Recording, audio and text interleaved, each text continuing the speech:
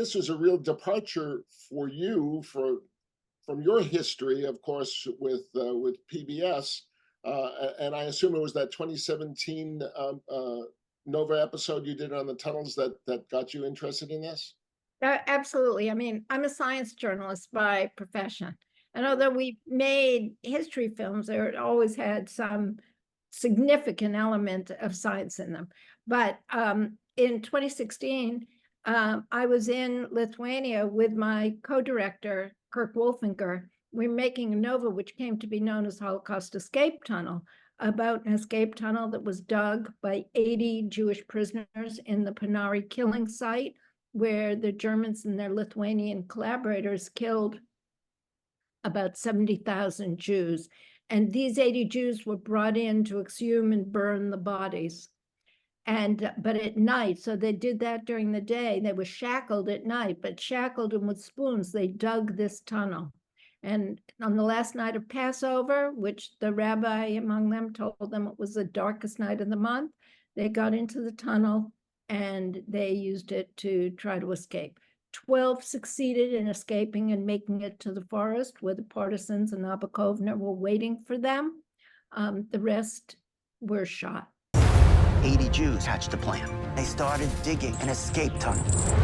The entrance to the tunnel was found, but they couldn't find the continuation. You've got no idea what we're going to find down there? Oh my goodness. This is astounding.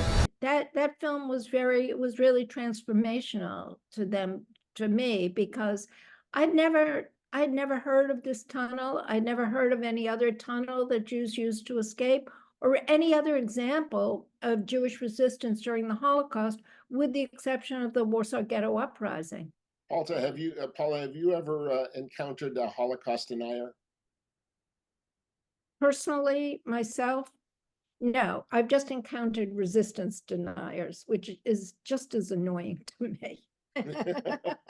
Well, and you point out in the film that saying that the Jews went to like lambs to the slaughter is speaking from the Nazi point of view. Yes, that is. I mean, and it originated with the Nazis, because the Nazis kept amazing records.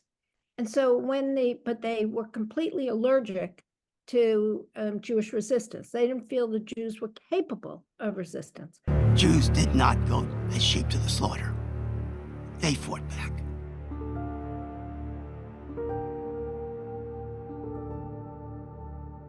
When the scholars started to investigate the Holocaust in the late 40s and 50s, and they saw nothing with the German records, they saw nothing about Jewish resistance. And so they figured that it had never happened. Now, that's what kind of gave birth to this sheep to the slaughter idea. And there were other elements to it, but that was certainly one reason. All the people who were fighting were very, very young, 19, 20, 21. It is really amazing, isn't it? And when I speak to college audiences, which I do, and I want to do it more, because I think this is a very important film for young people. And I point out to them, these people who took upon their shoulders the burden of rescuing Jews, they were your age. And the kids look at me and their eyes are as big as saucers, because it is really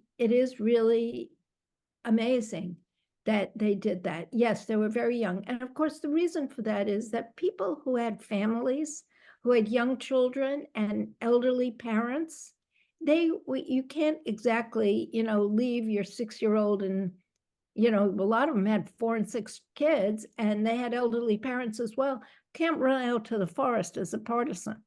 Which story, which part of this of the work did you have to stop and turn away from the screen and collect yourself and then come back to it? There had to have been moments like that for you. Sometimes we just had to cut it out, because it was just too much. It was just too sad and too emotional, and we would stop working. And sometimes one or the other would just feel that way. So yes, that you had to really be very careful about wearing people down emotionally on a story like this. Well, and a lot of it was very shocking as well. It's something that you really have to stop for a minute and process.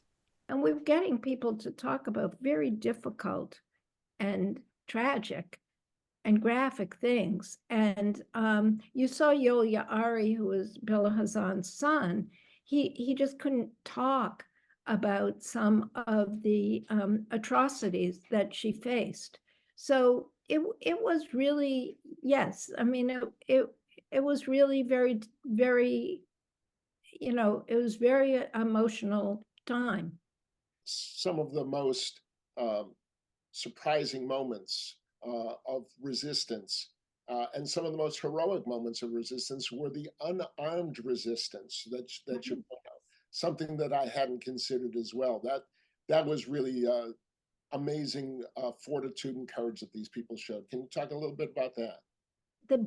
They felt that the best way of standing up against the Germans was, at that point in the Holocaust, was by taking care of each other, by educating children, by acts of charity, feeding the poor, feeding the hungry, clothing the poor, taking care of orphans, keeping track of German war crimes so there would be accountability after the war, and also maintaining spiritual and cultural observance. The ghettos were just beehives of activity, plays, concerts, reading, groups to discuss politics, and also spiritual observance. And that kept the spirit of the prisoners within the ghetto, and they were prisoners, that kept their spirit up and had them living in a state of resistance all the time, which they knew. And that set the stage for later armed resistance. So it was a very, very important first step. Well, culture and tradition was very important. Yes.